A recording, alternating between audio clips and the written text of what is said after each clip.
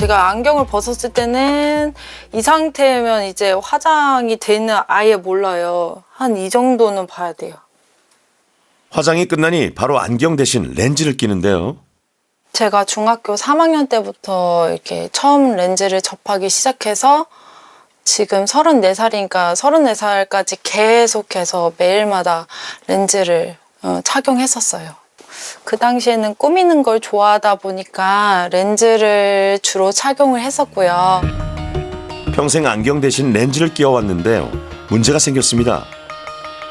제가 사실 연애할 때부터 와이프가 렌즈만 계속 썼었고 의사 선생님이 옆에서 말하는 걸 들었는데 그때 좀 충격을 받았어요. 와이프 눈 상태가 이대로 계속 가면 어느 정도 나이가 들면 아예 눈이 안 보일 수도 있다, 이런 얘기를 제가 처음으로 그때 듣게 돼서 렌즈를 끼면 항상 결막염은 달고 살았기 때문에 지금도 이렇게 잘못 끼면 눈이 빨개지거든요.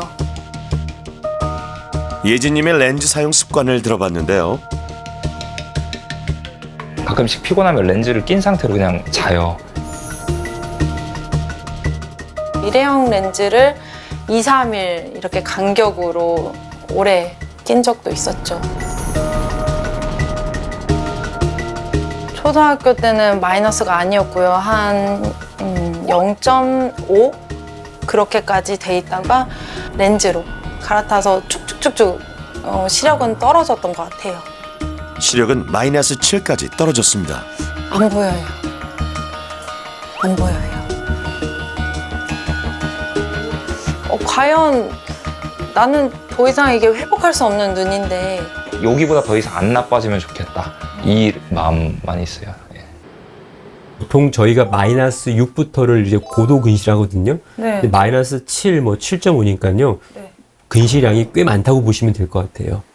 제가 오랜 기간 동안 렌즈를 껴서 그런가 네. 환경적인 요인 때문에 더 이렇게 나빠진 거 아닌가 네. 궁금해서요. 사실 렌즈는 죄가 없습니다. 아, 그래요? 네. 그러니까 오. 렌즈 때문에 네. 고도 근시가 더 진행돼서 그러진 않아요, 사실은요. 그런데 예진님이 렌즈를 끼면 안 되는 이유가 발견됐습니다. 네, 이게 보시면은 결막이 원래는 정상은 이렇지가 않죠. 이제 정상은 이런 노란 게 없어야 정상인데 이제 우리가 이걸 이제 결막 결석이라고 그래요. 결막 결석.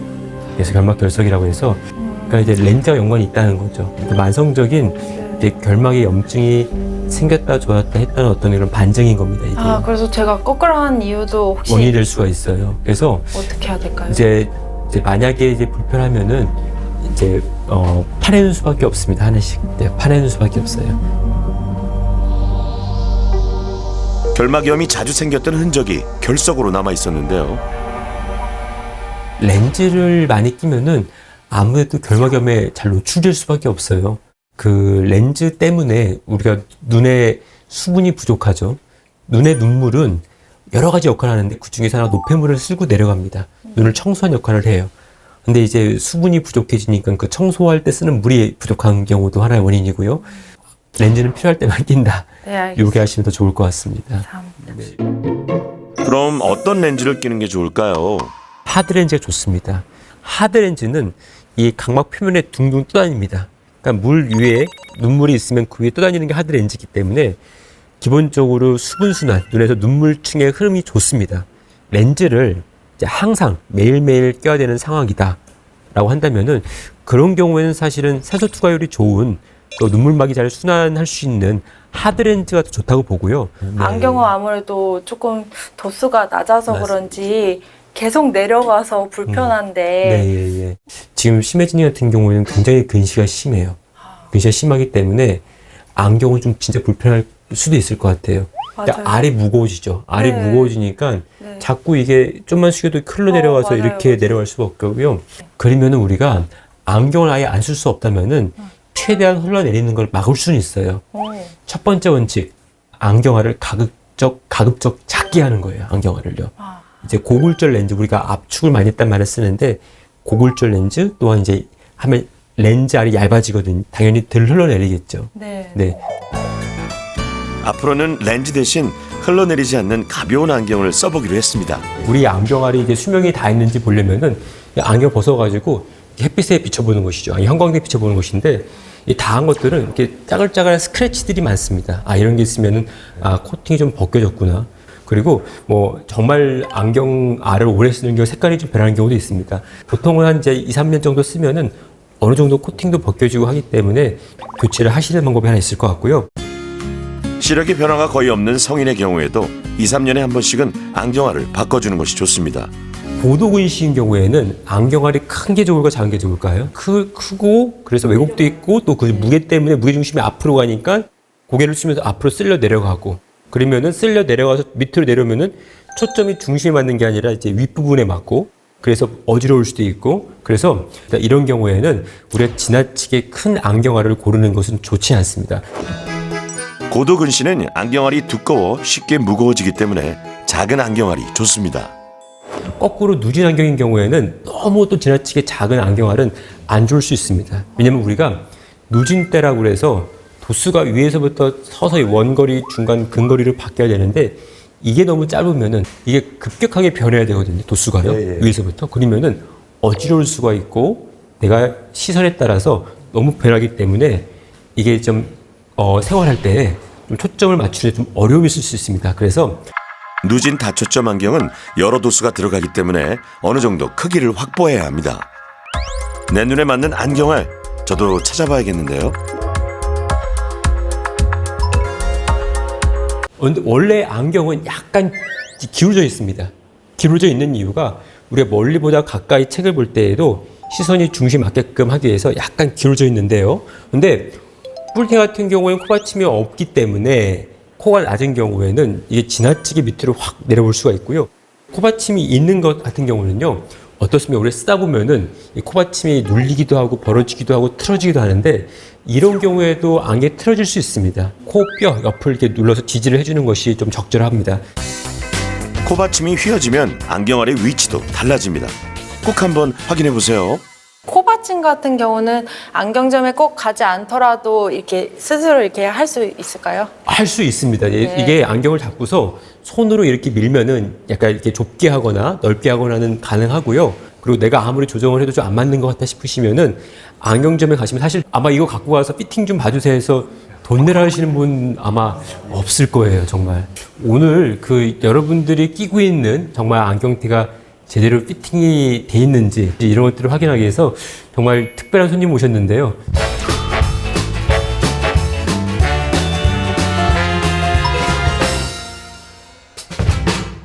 선생님 안경을 제가 좀 잠깐 봐도 되겠습니까? 네. 지금 이렇게 보시면은 이쪽 다리가 많이 벌어져 있습니다, 지금.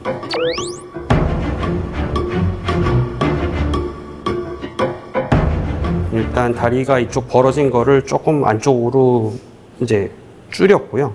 그 다음에 코받침 부분도 이제 좀 높게 교정을 했습니다. 잘 맞네. 네, 아까보다 훨씬 네, 편하시죠? 네, 심혜진님 지금 안경 쓴 상태를 보면은 그 눈동자가 안경 맨 위 끝부분까지 좀 내려와 있는 상태거든요. 그래서 이런 상태로 쓰면은 안경이 안 쓰신 거보다 못 하실 수도 있어요. 왜냐면은 이 안경에 보면은 초점이 약 가운데에서 살짝 위에 올라와 있는 정도이기 때문에 그거에 맞게끔 제가 뒤쪽을 좀 피팅을 해서 잘 맞게끔 맞춰드리겠습니다. 여기 주시고.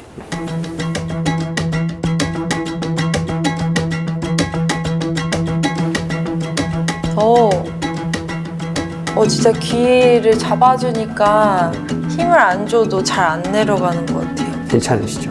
항상 쓰실 때는 안경을 대충 쓰시는 게 아니고 쓴 다음에는 뒤쪽을 눌러서 써주시는 게 중요합니다. 눈동자는 안경의 가운데. 안경 끝은 꾹 눌러서 흘러내리지 않게 고정. 잊지 마세요. 안경알의 중심은 딱 여기 있는데 만약에 내가 중심에 안 맞게 이렇게 틀어져 쓰고 있으면은 전혀 다른 도수 안경을 끼고 있다 보시면 될 것 같아요. 기본적으로 눈이 피로하죠. 어지러울 수도 있고. 그러니까 중심에 안 맞게끔 틀어져 있으면은 당연히 불편할 수밖에 없습니다. 눈에 딱 맞는 안경. 시력 개선의 시작입니다. 잘 써주세요. 요거는 우리 이제 눈물약입니다. 눈물약, 그다음에 눈물 연고가 있는데 눈물은 사실은 물만 있는 게 아니라 샌드위치입니다. 맨 밑에는 점액층이 있고요. 또 중간에는 물이 있고 바깥에는 기름층이 있는 거죠. 이 샌드위치 구조가 잘 유지가 돼야지 우리가 눈물이 눈 표면을 고루고루 퍼지면서 보여줄 수가 있고 잘 마르지도 않습니다. 여기 있는 이제 그 눈물약은 중간에 있는 수성층을 보충해주는 눈물약이라 보시면 될 것 같고요. 그럼 도대체 연고는 뭐냐 물어보시면은 연고가 바로 기름층을 보충해주는 것이 바로 이 눈물 연고입니다. 이 지방층이 없으면은 눈물이 빨리 날아갑니다. 네, 지방층이 있는 눈물 연고는 눈에 오래 머물기 때문에 좀 넣었을 때 저만감이 안 좋습니다. 좀 뿌연 거죠. 운전하기 전에 그 넣으면 네, 좀 뿌옇죠. 뿌여가 안 좋죠. 운전을 못하지 않을까. 맞습니다. 보통은 주무시기 전에 넣는 걸 추천해 드립니다. 그래서 인공 눈물은 수성층을 보충하고요. 눈물 연고는 지방층을 보충해 눈물이 쉽게 증발하지 않도록 합니다. 네, 그 눈물약부터 한번 제가 보여드리겠습니다. 고개를 약간 든 상태에서 아래 눈꺼풀을 살짝 밑으로 당기면은 여기 공간이 나옵니다. 눈 구석 공간이 있죠. 여기다가 저희가 눈물약을 이렇게 떨어뜨리면 됩니다. 이렇게 떨어뜨리면은 되고요. 눈 구석에 넣는 이유는 바로 검은자에 떨어뜨리면은 건조증이 심한 분들은 따갑습니다. 굉장히. 아래 눈구석이라고 하는데요. 여기다가 이렇게 눈물을 떨어뜨려야지 약이 바로 이렇게 씻겨 내려가지 않고 일정 부분 눈에 머물 수가 있습니다. 눈물 연고 사용법을 말씀드릴게요. 제형 자체가 좀 끈끈한 걸 볼 수가 있습니다. 이게 한번 또 보시면은요. 고개를 위로 하시고 그 다음에 위에 보세요 하고 아래 눈꺼풀 살짝 젖히면은 요 눈과 아래 눈꺼풀 사이에 공간에다가 이렇게 해서 이렇게 점안해 주시고요. 지그시 감으시면 되겠습니다. 그리고 이렇게 좀 눈 바깥으로 나온 거는 눈 주변으로 해도 괜찮습니다. 이게 눕고서 좀 눈을 감고 한 5분 정도 있으면 또 좋아지거든요. 지금 눈이 굉장히 시원해진 느낌이에요. 네. 그러면서 약간 시야가 선명해지는 느낌? 네. 그러니까 한 번 넣으면은 네. 지속 시간이 얼마 정도 될까요? 이런 눈물약을 거의 이제 한두 시간마다 계속 넣기도 하고 연고도 뭐 하루에 4번 정도 넣기도 하고 그런 분들 계십니다. 뭐 몇 번이 딱 좋다라기보다도 나한테 이제 편안하게끔 맞는 횟수를 넣으시면 될 것 같고요. 병으로도 눈물약이 있습니다. 그 안에는 눈물약이 상하지 말라고 저희가 이제 박이라고 하는 보존제에 의해서 좀 불편한 게 있을 수 있기 때문에 저희가 병으로 넣은 건 보통 한 4번 정도, 일회용은 크게 횟수에 제한 없이 넣을 수 있다고 보시면 되겠습니다.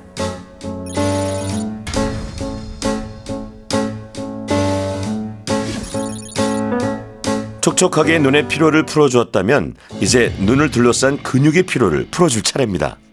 눈 같은 경우에는 우리가 총 6개의 근육이 있습니다. 6개의 근육이 있는데 눈을 위, 아래, 좌우로 움직이는 4개의 근육이 있고요. 눈을 돌리는 2개의 근육이 있습니다. 이것들을 다 운동을 시켜준다 보시면 되겠습니다. 아까 말씀드린 6개의 근육을 차근차근 풀어주시는 겁니다. 자, 그대로 엄지를 올려서 위에 쭉 봤다가 다시 정면 보시고 그 다음에 옆으로 쭉 봤다가 정면을 보시고요. 다시 밑을 봤다가 정면을 보시고요. 얼굴은 고정된 상태로 눈으로만 엄지를 따라가 주는 것이 중요합니다. 엄밀히 말하면은 우리가 눈 운동으로 해서 근시를 없애든지 노안을 극복할 방법은 없습니다. 하지만은 우리가 기본적으로 한 자세로 계속 있으면은 근육도 경직이 되죠. 좀 피로하고 딱딱해지죠. 마찬가지로 눈도 우리가 오랫동안 책을 보고 한 자세로 있다 보면은 불편해질 수 있습니다. 좋은 눈 스트레칭이 될 수 있겠습니다. 눈의 피로를 관리하지 않는다면은 실질적으로 눈이 망가지는 건 아닌데 시력이 떨어진 거랑 같은 효과입니다, 사실은요. 결과적으로는 눈에 이제 병 때문에 안 보이는 경우나 아니면 내가 눈 피로가 쌓이고 관리가 안 돼서 안 보이는 경우나 결론적으로 둘 다 잘 못 보는 거죠, 우리가. 잘 못 보기 때문에 그로 인해서 내가 일상생활에서 하고 싶은 거를 제대로 못 하고 내 활동이 제약을 받고 그런 거죠. 새로운 환경에 적응하면서 눈의 피로 역시 열심히 관리해 주었는데요. 이혜진 님도 병원을 찾았습니다. 저희가 측정을 해보니까요. 네. 가까이 볼 때 근거리 시력이 좋아졌어요. 근거리 시력이. 근거리 시력이 한 0.8 나왔던 게 오늘은 이거 끼고서는 1.0 정상으로 잘 나오거든요. 아, 근데 진짜요? 이게 왜냐면은 이제 옛날 같은 경우에는 이 안경을 끼고서 가까이 보면은 이게 안경이 무거우니까 흘러내리잖아요. 내리니까 이 초점이 센터에 맞는 게 아니라 주변부에 맺게 되면 아무래도 제 도수가 안 나오거든요. 안경을 중심과 눈의 위치를 맞추는 방법만으로 교정 시력이 상승했습니다. 요거는 그 눈 피로를 이제 측정하는 건데요. 얼마만큼 눈이 쉽게 피로를 느끼는지를 이제 보는 겁니다. 그때는 우리 보면 빨간색이 굉장히 많죠. 이렇게 딱 봐도요. 근데 이제 보시면은 낮은 도수에서는 거의 이렇게 빨간색이었고 정상인 걸 볼 수 있고요. 눈의 피로 역시 확실히 줄어들었습니다. 항상 밤마다 눈찜질하고 네. 주신 안연고를 바르고 잤거든요. 네. 그럼 일어날 때 예전에는 정말 눈 뜨기도 조금 어려웠었어요. 네, 근데 네. 지금은 빠딱빠딱 잘 일어나고 네. 더 산뜻한 느낌을 맞습니다. 받았어요. 요즘에 렌즈를 얼마나 더 끼시나요? 예전에는 정말 매일 네. 꼈었어요. 이제 1시간만 딱 끼고 네. 바로 네. 안경으로 돌아오는. 네. 너무 감사드려요, 진짜. 네.